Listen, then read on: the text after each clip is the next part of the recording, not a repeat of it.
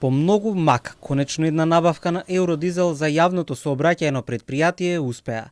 Околу Пладнево ЈСП било одлучено да се реализира интервентна итна набавка на нафта во вредност од 120 милиони денари, односно речиси 2 милиони евра. Сумата е без ДДВ. Имало само еден понудувач, Путско Петрол, кој бил избран во оваа набавка во 4 очи, без претходно објавен тендер. Оваа итна постапка беше одобрена од Бирото за јавни набавки, по налог на владата кога и јавниот превоз со Скопје целосно застана. Интервентната набавка ќе се спроведува до склучување на редовен договор преку тендер, но токму тој денеска бил поништен. Телма од своји извори неофицијално дознава дека истиот е поништен од страна на комисија на предпријатието. Причина е тоа што на јавниот повик се пријавил еден понудувач со некомплетна документација, односно без да приложи банкарска гаранција од најмалку 3%. Ова не е прв неуспешен тендер за ЈСП.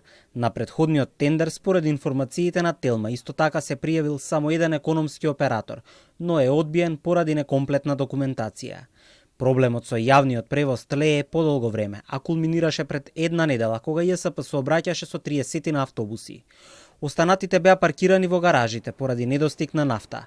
Проблемот привремено се надмина со одлука на влада, со која на град Скопје му беше позајмено гориво од државните нафтени резерви.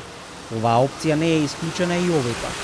Премиерот Мицкоски вели дека ќе мора повторно да се помогне, но и тоа не може да оди во недоглед. Се бараше од Бирото за јавни набавки да се даде позитивно мислење за условно кажано спогодба во 4 очи, односно непосредна спогодба, и тоа се случи, и тоа се овозможи.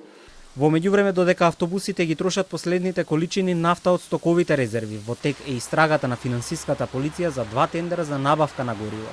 Од владата велат дека во тек е и анализата на пазарот, со подготовка на тендерот за набавка на 120 електрични автобуси.